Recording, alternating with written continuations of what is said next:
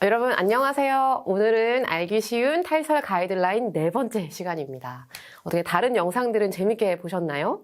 네, 지난 영상들 보시면서 또 사연자분들이 보내주신 진짜 화도 나고 눈물로 나는 이야기들로 탈설 가이드라인 저희가 한번 같이 알아봤는데요. 오늘은 어떤 시간이냐면요. 여전히 알쏭달쏭 궁금한 점이 있으신 분들을 위한 그런 시간으로 저희가 준비해봤습니다.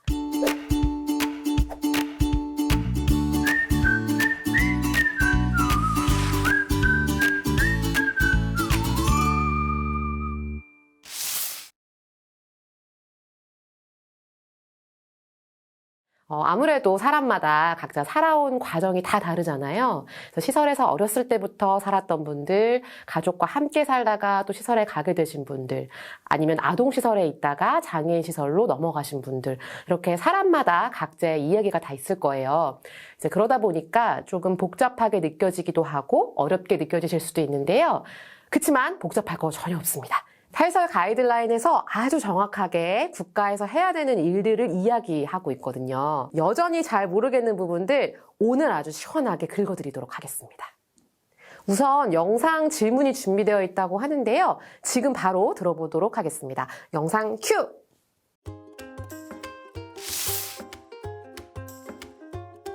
제가 이야기 들었던 그룹은 두세 명이 살고 있고 각자의 방이 있고 깨끗한 집이 있는데 이것도 탈설이 맞을까요? 각자 방도 있고 또 깨끗한 집이었던 그룹홈은 이런 형태의 그룹홈이라면 탈설로 봐야 되지 않을까라는 질문을 주셨습니다. 아마 많은 분들이 또 이렇게 생각을 하고 계실 것 같아요. 그렇지만 탈설 가이드라인에서는 분명하게 시설의 안 좋은 부분을 조금 바꾸거나 없애는 것만으로 탈시설이라고 얘기할 수 없다라고 분명하게 이야기하고 있습니다. 3조 16항에서 그렇게 이야기하고 있는데요. 이어서 3조 17항에서도 역시 자립생활은 모든 종류의 시설 바깥으로 나와서 지역사회에서 자유롭게 사는 것을 말한다라고 이야기하고 있습니다. 네, 그리고 3조 28항에서는 지역사회에 지원되는 서비스 역시 또 다른 형태의 시설처럼 만들어져서는 안 된다고도 이야기하고 있습니다. 대표적인 이런 시설 형태의 지역사회 지원 서비스로 소규모 그룹홈, 공동주택, 보호작업장, 그리고 긴급 돌봄시설 같은 것들을 이야기할 수 있을 것 같습니다. 3조 32항에서는요, 장애인이 유독 많이 모여 사는 집이나 마을에 보내는 것은 제대로 된 탈시설이 아니라고 또 이야기하고 있습니다. 장애인을 한 집이나 마을에 모아서 의료나 식사 같은 일상의 서비스를 제공하는 것은 유엔 장애인 권리 협약에 따른 탈시설이나 지역사회 자립생활이 아니라고 이야기하고 있는 것이죠. 그리고 3조 32항에서는요, 시설 운영기관이 탈시설 장애인이 사는 집을 관리해서는 안 된다고 이야기합니다. 그러나 한국에서는 안타깝게도 굉장히 많은 형태의 그룹홈이나 자립생활 체험홈을 시설을 운영하고 있는 법인이나 기관들에서 운영하고 있죠. 이 형태 역시 탈시설 가이드라인에 위반되는 형태라고 말할 수 있겠습니다.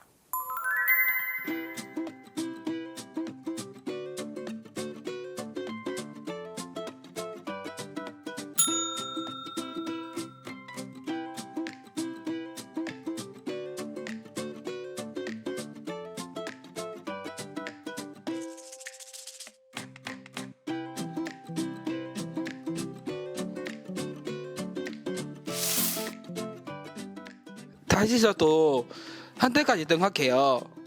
근데 시설도 선택할 수 있는 거 아닌가요? 굳이 왜 시설은 없애야 하나요? 네. 이 질문을 주신 분께 제가 다시 한번 질문을 좀 드리고 싶은데요. 시설을 선택하는 이유가 어떤 것이 있다고 생각하시나요? 제 생각으로는 지역에서 자립해서 살아가기에 지원 서비스가 너무 부족하기 때문이 아닌가 싶은데요. 예를 들면 의료 서비스를 받기가 어렵다. 아니면 24시간 활동 지원 서비스가 필요함에도 불구하고 이렇게 충분한 시간, 내가 필요한 만큼의 활동 지원을 받기가 어렵다. 혹은 지역사회에서 장애인에 대한 차별이 여전히 너무 많이 존재해서 살기가 어렵다. 이런 등등의 정말 많은 이유들이 있을 것 같습니다. 하지만 여러분, 지역사회에서 살기 어렵기 때문에 시설에 사는 것을 선택한다. 이거는 조금 다른 문제로 보여야 할 것 같아요. 장애인이 시설을 선택할 수밖에 없는 것이 지역사회에서 서비스가 부족하기 때문이라고 생각하지 않고, 장애인은 지역사회에 어쩔 수 없어 살 수 없는 사람이야. 장애인은 지역사회에 살아가기 부족한 사람이야. 라는 식으로 차별하고 낙인을 찍는 행위이기 때문입니다. 그래서 결국 장애인은 지역사회에 살기 부족한 사람, 힘든 사람이기 때문에 이 사람들에게는 시설에서 사는 것만이 유일한 선택지야 라고 달리 말하면 이야기하는 것이죠. 장애인은 시설에 사는 것도 선택할 수 있지 않나요? 아니면 시설에 바깥에 나가는 거 선택할 수 있는 것처럼 시설에 사는 것도 선택할 수 있는 거 아닌가요? 라고 많이 분들 물어보시는데요. 이 질문을 아마 위원회에서도 많이 받아보셨나 봐요. 그래서 탈시설 가이드라인에서 2조 8항에 장애인을 시설에 살게 하는 것을 장애인을 보호하는 일이라거나 장애인의 선택이라고 이야기해서는 안 된다라고 분명하게 이야기하고 있습니다. 우리가 앞서서 같이도 살펴봤지만 지역사회 지원 서비스가 부족하다거나 장애인에 대한 차별이 많다는 등의 여러 이유를 들어서 시설을 계속 운영하거나 탈시설을 늦춰서는 안 된다. 이것은 명백한 협약의 위반이다라고 탈시설 가이드라인에서 이야기하고 있습니다. 그리고 더 나아가서 장애인을 시설에 살게 하는 것은 폭력의 한 형태라고까지 강력하게 이야기하고 있는데요. 이어서 2조 7항에서는 장애인을 시설에 살게 하는 것은 자립생활을 할 권리, 즉 장애인 권리 협약에 담겨 있는 장애인 당사자의 권리를 침해하는 것이라고도 이야기하고 있습니다.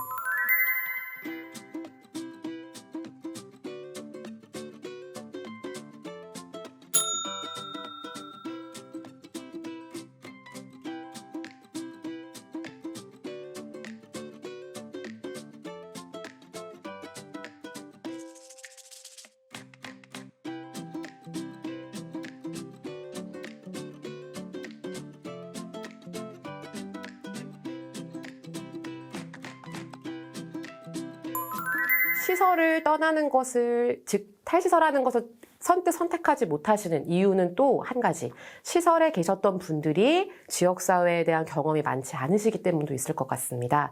탈시설 가이드라인에서는 이 역시 고려해서 시설을 떠나는 장애인이 미리 지역사회를 경험해 볼 수 있게 지원받아야 한다라고 이야기하고 있습니다. 왜냐, 시설에서 자기 생각을 존중받지 못해온 생활에 익숙해진 장애인은 자립생활을 불편하게 느낄 수 있기 때문입니다. 그래서 사람들과 이야기를 나누는 법, 돈을 관리하는 법, 물건을 사는 법 같은 것들을 배우면서 자립생활에 대한 두려움을 줄여나갈 수 있다라고 탈시설 가이드라인에서 이야기하고 있습니다. 그래서 실제로 다른 국가들의 정책이나 법률이나 또 다른 국가들의 보고서들을 저희가 살펴봤을 때에요. 시설이 유지되는 것은 그 자체로 지역사회에서 충분한 서비스를 만들지 않아도 되는 구실로 이용되고 있기 때문에 더더욱 시설에 들어가는 돈과 시설에 들어가는 자원을 확인해서 이들을 오히려 지역사회에 충분하게 만들어두고 시설을 동시에 폐쇄하는, 그러니까 시설 폐쇄와 지역사회 서비스 증가가 동시에 진행되어야 된다는 점을 계속해서 강조하고 있습니다. 그리고 이러한 내용은 탈시설 가이드라인에서도 충분히 확인할 수 있습니다.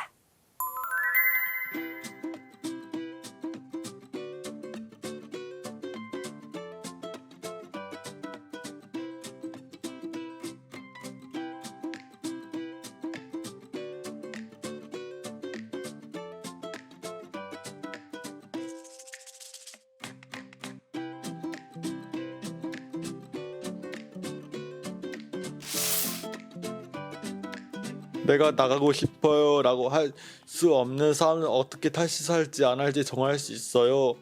가족들은 시설에 있길 원할 수도 있잖아요.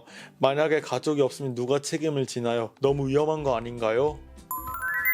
네. 질문 주신 분은 시설이 아니라 지역사회에 나와서 살면 어떻게 살 수 있을지 진짜 걱정이 돼서 질문을 아마 주신 것 같습니다. 이 질문에 대해서도 참 할 말이 많은데요. 네, 정리를 해보자면 첫 번째, 탈시설을 하고 싶은지 의사를 확인하기 어려운 사람이 탈시설을 하는 것이 과연 맞는 것인가? 두 번째, 의사 확인이 어려운 사람의 보호자인 가족이 시설에 있는 것에 동의하면 탈시설을 하면 안 되는 게 아닌가? 그리고 세 번째, 가족이 없는, 그러니까 보호자가 없는 사람이 탈시설을 하면 어느 누구도 책임을 질 수가 없는데 이 사람은 그럼 어떻게 살아가야 되나? 이렇게 3개의 질문에 대해서 제가 하나하나 차근차근 한번 답변을 해보도록 하겠습니다. 시설에 사는 장애인이 스스로 원하는 것을 요구하기 어려울 때, 즉 지금 우리가 흔히 얘기하는 의사 확인을 하기 어려운 사람 혹은 의사 표현을 하기가 어려운 사람의 경우에 대해서도 탈설 가이드라인에서 분명하게 이야기하고 있습니다. 5조 57항에서는요. 이러한 사람들에 대해서는 국가인권위원회나 권익옹호단체, 장애인단체에서 이 사람을 지원할 수 있도록 해야 된다라고 이야기하고 있습니다. 그리고 5조 59항에서는요, 장애인을 시설에 살게 하는 것은 차별이라고 법으로 분명하게 인정을 하고 규정해야 한다라고 이야기하고 있습니다. 따라서 7조 93항, 4조 37항에서도 이어서 이야기하고 있는 것은 모든 사람에게 시설에서 나갈 기회가 똑같이 있어야 되고요. 원한다면 언제든지 시설을 떠날 수 있어야 된다라고 규정하고 있습니다. 장애가 심하지 않은 사람뿐만 아니라요. 장애가 심한 사람, 중증 장애인이라도 마찬가지로 시설에서 나가서 살 수 있는 권리를 가지고 있다라고 이야기합니다.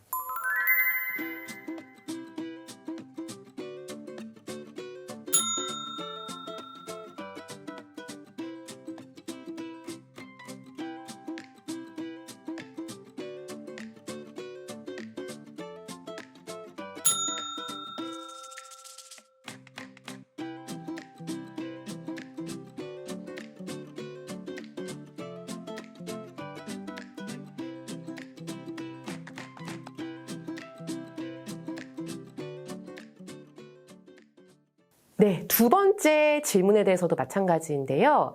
시설에 사는 장애인에게는 탈시설 장애인 동료 지원을 제공해야 합니다. 즉, 먼저 탈설해서 지역사회에 살아가고 있는 비슷한 경험을 가지고 있는 장애인 당사자, 동료 당사자가 이 시설에 있는 사람을 지원하고 이 사람에게 여러 가지 정보도 제공하고 힘도 줄 수 있도록 동료 지원을 제공해야 된다라고 이야기하고 있고요.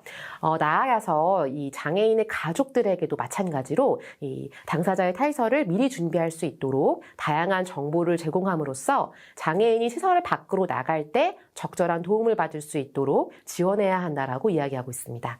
다시 말해서 시설에 거주하고 있는 장애인 당사자에 대해서도 지원이 되어야 되겠지만 이 사람이 시설에서 나왔을 때 이를 지원하고 또 이 사람을 전적으로 서포트할 수 있는 또 가족들에게도 마찬가지로 지원이 되어야 된다라는 이야기인 것이죠.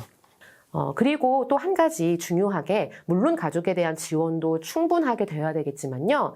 어디까지나 탈설을 결정하는 것은 장애인 당사자라는 것을 거듭 확실하게 이야기하고 있습니다. 따라서 가족이 탈설 과정에 참여하는 것은 장애인 당사자의 확실한 동의가 있을 경우에만 허락되어야 한다라고 이야기하고 있습니다.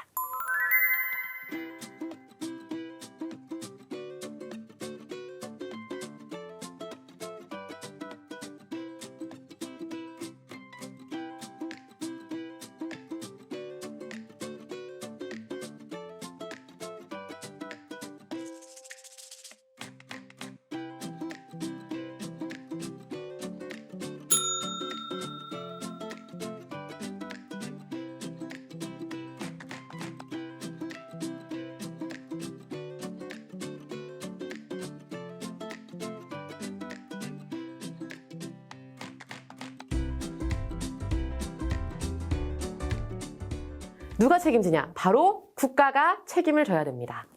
탈설 가이드라인 5조 61항에서는요. 우선 장애인을 시설에서 살게 허용하는 법이 없애야 된다. 이러한 법을 없앨 의무가 국가에 있다라고 이야기하고 있고요. 2번째로 장애인이 자립생활을 하면서 지역사회에서 살아갈 권리를 보장하는 법을 만들 의무 역시 국가에 있다라고 이야기합니다. 그리고 3번째, 장애인이 지역사회에서 살다가 시설로 보내졌을 때 그리고 일상생활을 하다가 차별을 겪었을 때 도움을 받을 수 있는 법도 만들어야 된다라고 이야기하고 있습니다. 즉 다시 말해서 당사자가 시설에서 나와서 안정감을 가지고 지역사회에 살아가고 그리고 충분한 지원을 받고 혹시라도 지역사회에 살아가면서 어떤 침해를 받거나 차별을 받았을 때 이를 시정할 수 있는 모든 시스템과 제반 제도들이 국가에 의해서 만들어지고 국가가 책임지는 방식으로 만들어져야 된다는 것이죠.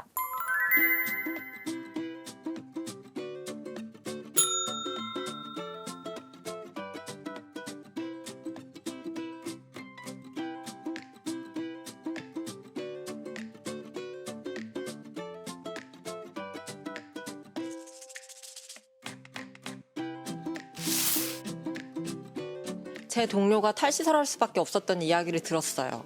동료가 시설에서 당한 걸 생각하면 너무 화가 납니다. 하지만 어떤 누구도 제 동료에게 미안하다고 하지 않았어요. 그러면 제 동료의 억울함은 누가 풀어주나요? 많은 분들이 이런 생각을 갖고 계실 것 같습니다. 시설에 살면서 나의 삶을 내가 결정할 수 없었던 시간들, 또 이로 인하여서 내가 제대로 배우지 못하고 사회에서 연결망을 만들지 못하고 가족과 떨어져 지내야 했고 또 제대로 된 일자리를 갖지도 못했던 이러한 모든 시간들에 대해서 굉장히 많은 분노와 또 슬픔들을 많이 갖고 계실 것 같은데요. 실제로 해외의 많은 국가들에서 이러한 시설 수용으로 인하여서, 그러니까 시설에 살면서 박탈당했던 여러 가지 권리들과 끊어졌던 사회 관계망에 대해서 잘못했다라고 공식적으로 사과하고, 이것이 이 시설을 만들어서 당신들을 격리해서 사회에서 떨어져 살게 만들었던 것, 가족들과 떨어져서 살게 만들었던 것에 대해서 국가가 잘못했습니다 라고 사과하고, 이에 대해서 배상하고 보상하는 그러한 법률과 관행들이 많이 이어지고 있습니다. Everyone. It is not lost on me that this afternoon we are doing two very connected things. I am here to speak truth about a painful chapter in our history and to seek reconciliation with all of those who have been harmed. We will then pay tribute to a man who embodied the power of truth and reconciliation. So I draw on that strength as I offer this apology. Mr. Speaker, a government's responsibility is to care for its people, to make sure they are protected and safe. And therein lies a basic trust between the state and the people. It is on that foundation of trust that everything else is built, our sense of self, our sense of community, our sense of purpose. And when that trust is broken with any one of us, we all lose something. We're all diminished. I offer an apology to the men, women, and children of Ontario who were failed by a model of institutional care for people with developmental disabilities. We must look in the eyes of those who've been affected and to those they leave behind and say, we are sorry. As Premier, and on behalf of all of the people of Ontario, I am sorry for your pain, for your losses, and for the impact that these experiences must have had on your faith in this province and in your government. Their humanity was undermined. They were separated from their families and robbed of their potential, their comfort, their safety, and their dignity. As a society, we seek to learn from the mistakes of the past, and that process continues. And so we will protect the memory of all those who have suffered, help to tell their stories, and ensure that the lessons of this time are not lost. We are so sorry. Thank you.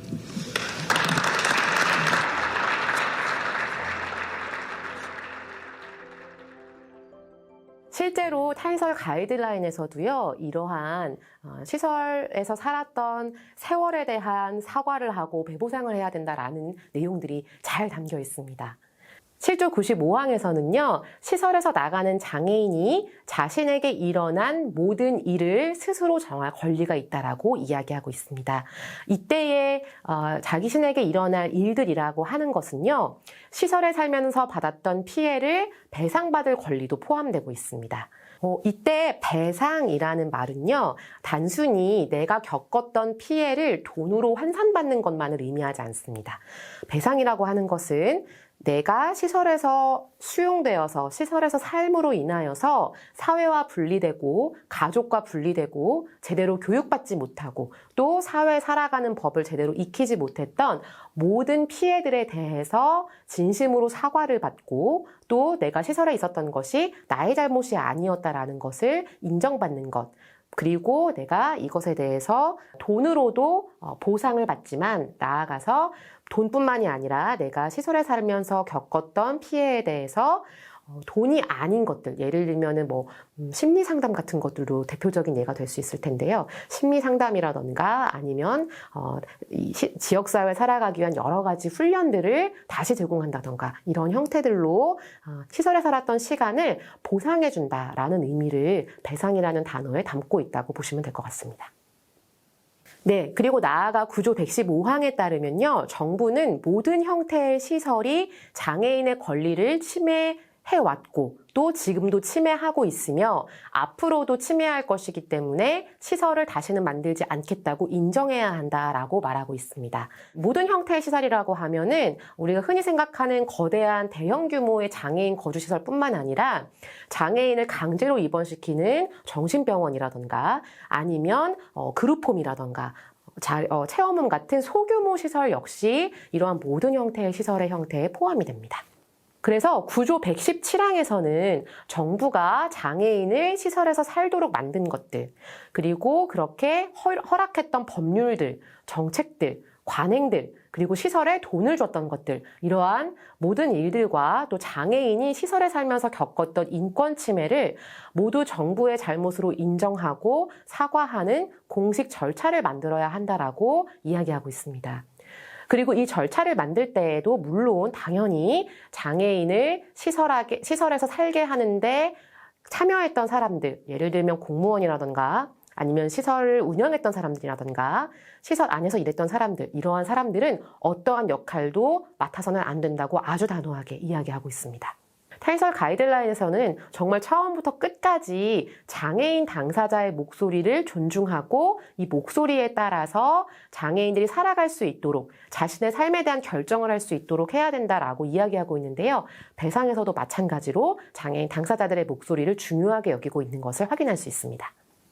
네, 그리고 이렇게 시설에서 발생했던 많은 인권 침해들, 또 시설 수용 그 자체가 갖는 인권 침해적인 요인들을 확인하는데 그냥 그것을 잘못을 했던 정부가 이어서 하면 또 안 되겠죠. 그렇기 때문에 구조 121항에서는 독립적인 진실위원회를 만들어서 정부로부터 독립적으로 이 시설 수용에서 있었던 많은 인권 침해들, 또 장애인들이 시설에서 경험했던 나쁜 일들을 조사해야 된다라고 이야기하고 있습니다. 그래서 또 이 진실위원회는요, 단순히 장애인이 경험한 일들뿐만 아니라 장애인을 시설에서 따로 살게 하는 것이 장애인뿐만 아니라 우리 사회에 얼마나 나쁜 영향을 주는지에 대해서 확인하고 또 이것을 더욱 많은 사람들에게 알리는 역할도 해야 한다고 이야기하고 있습니다.